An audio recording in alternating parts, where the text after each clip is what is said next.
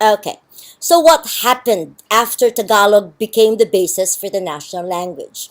There were several developments. First, the language was standardized. And actually, the person most responsible for this was a man named Lopeca Santos, and he headed the institute for a long time. He's kind of standardized the language. Second, was a new orthography, and that will be discussed in another lecture. But what you need to remember is that this new orthography um, means the addition of some letters and the removal of some letters. For example, the letter K. So the letter K, as used by the Katipunan, um, was pushed to was pushed by people like Jose Rizal, the national hero, to be returned to the alphabet. So and why? Because for them, K meant a lot. Um, K was K kind of symbolized a sound that was taken away during the Spanish colonial period and needs to be brought back. So, and third, guidelines for Tagalog grammar uh, were suddenly studied in schools, and in 1959, the Department of Education issued a memorandum which specified for the teaching of a national language called Filipino. Okay, what do you need to remember? You need to remember that it was only in 1955 that that the national language became called Filipino.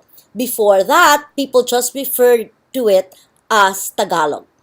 So, if you look at the report cards of Filipinos who were in school in maybe the 60s or the 70s, you will find that, so you have this list of subjects, right? English, mathematics, science, and then you have a subject called Filipino. And this happened only after 1959. Let's move on. Okay. Now, the language changed again. Why? There was now the second constitutional provision in 1973. And you might ask, why was there a new constitution in 1973? Something happened in 1972. What happened? So, martial law was imposed in 1972 by the president at that time, President Ferdinand Marcos. So he gave several reasons for the imposition of martial law, and of course, this is another thoroughly long discussion.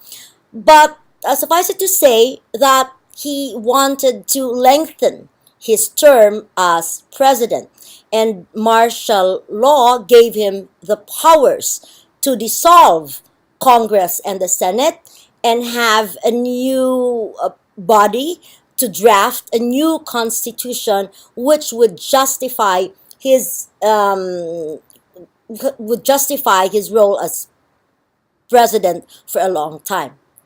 Now, so this 1973 Constitution had several provisions. So Section 3 says, the Constitution shall be officially promulgated in English and in Filipino and translated into each dialect spoken by over 50,000 people and to Spanish and Arabic. Now, what are the implications of this? So first, it said that finally the Constitution would be written in Filipino. This is significant because previously laws such as the Constitution, were these laws were just written in English or in Spanish, and therefore Filipinos who did not have access to the language would not be able to read these laws. Second, um, you have section 3, number 2, and it says, unless otherwise provided by law, English and Filipino shall be the official languages. And again, this is significant because finally, Filipino became an official language of the Philippines. Therefore, documents should now be translated or written in Filipino.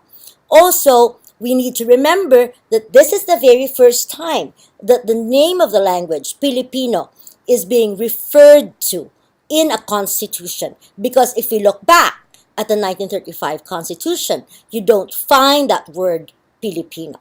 Let's move on. Okay, we now go to the third constitutional provision. And this is based on the 1987 Constitution. So again, you might ask, what happened in 1986? So remember President Ferdinand Marcos, who imposed martial law in 1972? He was ousted in 1986 because of what is now known as the People's Power Revolt or the EDSA Revolt.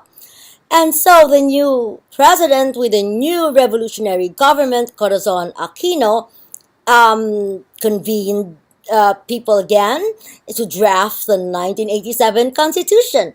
And the Filipino teachers lobbied in Congress so that Article 14, Education, Science, Technology, Arts, Culture, and Sports, Section 6 now says the national language of the Philippines is Filipino. As it evolves, it shall be further developed and enriched on the basis of existing and Philippine and other languages. Now note the difference. Filipino to Filipino. Why? Because of the letter F. Because what had happened was, now you would have new letters like C, F, and so on and so forth. Oh, let's go back. CF, and people think, oh, maybe the entrance of this new letters is because of English.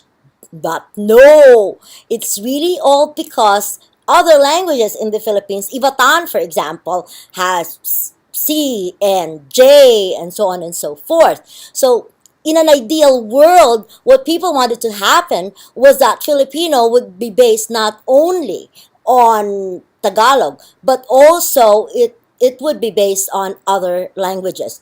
And let me just give an example. And this is the example of Isagani Cruz. Isagani Cruz says, so what is the Filipino word or Tagalog word for hegemony? And there is no Tagalog word for hegemony, but there is a Visayan word for hegemony, and it's called gahum. So now it's a word that scholars can use when they want to talk about hegemony. So you have that. And let's move on.